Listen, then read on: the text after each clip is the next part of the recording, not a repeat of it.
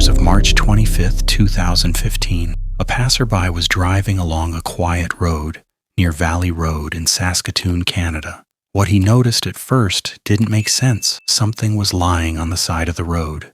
As he slowed down and turned back, the reality hit him. An 18-year-old girl was lying there, severely injured and unresponsive. She was rushed to the hospital, but she didn't survive. Her name was Brittany Gargle. Beside her body, police found something strange, a black braided belt. At that moment, investigators had no suspects, no witnesses, no CCTV footage. But what they didn't realize yet was that the killer had already left behind the most important clue, not at the crime scene, but on Facebook. Brittany Gargle was just 18 years old. Born in 1996 in Saskatoon, Saskatchewan, she was known as a bright, hard-working, and kind-hearted young woman. She shared a close bond with her mother, Suzanne, and although her parents were separated, Brittany maintained a loving relationship with both of them. Friends described her as ambitious and focused. While others her age were mostly excited about partying, Brittany had plans. She dreamed of earning a business degree and one day managing, even owning hotels. To make that future possible, she worked multiple jobs, saving money and balancing school with surprising discipline. Nothing about her life suggested chaos. Nothing suggested danger. Most importantly, Brittany valued friendship above everything else, and one friendship in particular would change everything. Brittany's best friend was Cheyenne Antoine. They met in 9th grade and quickly became inseparable. But Cheyenne's life looked very different from Brittany's. She grew up surrounded by trauma, addiction, and instability. Her parents were deeply affected by Canada's residential school system, a system that left generations emotionally broken. By the time Cheyenne was a teenager, she had lost both parents to addiction. She spent much of her youth in foster care, carrying emotional wounds, far deeper than most people her age. Despite trying to heal, Cheyenne eventually followed the same destructive path. Substance abuse became a way to escape the pain. And yet, through all of it, Brittany stayed. She listened. She supported. She didn't walk away. By March 2015, both girls were exhausted from exams and stress. They decided to take a break. Just one night out.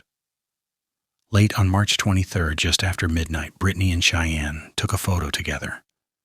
Two best friends smiling, carefree, unaware that this image would later become evidence. They visited a family friend, Tasha Story, asking for gas money. Tasha offered more than that. She told them to call anytime if they needed help, no matter the hour.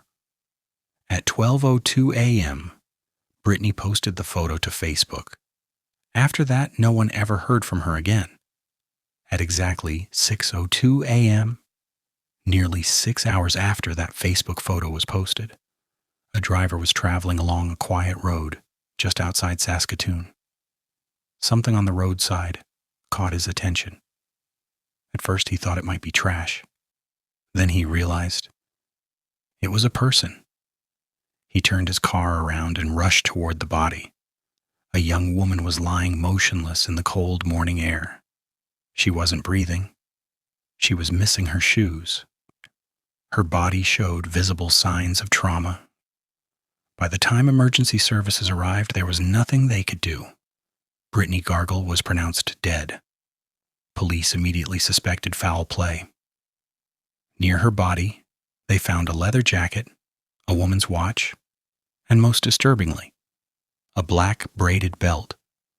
At that moment, no one knew who she was, and no one knew who had done this. With no ID on the body, police turned to the public for help. They photographed the victim's tattoos, including a lion's head and a cluster of stars, and released the images to the media. That morning, Tasha Story saw the news. Her heart dropped. She recognized the tattoos instantly. Just hours earlier, Brittany had been standing in her home, smiling, laughing, full of life. Tasha contacted police immediately. The victim was officially identified as Brittany Gargle. Now investigators needed answers, and the first place they looked was social media. When police reviewed Brittany's Facebook, they noticed something unusual. Just before Brittany disappeared, Cheyenne had commented on her wall, "Where are you? Haven't heard from you. Hope you made it home safe." Police quickly realized something important. Cheyenne had been with Brittany that night. When questioned, Cheyenne claimed the two had gone bar hopping before separating around 4 a.m. She said she had been dropped off at her uncle's assisted living facility. At first, her uncle confirmed the story, but soon cracks began to form. Bar staff denied seeing the girls at one of the locations Cheyenne mentioned. Timelines didn't match. Details changed. Eventually, Cheyenne's uncle admitted the truth. He had lied. Cheyenne had asked him to.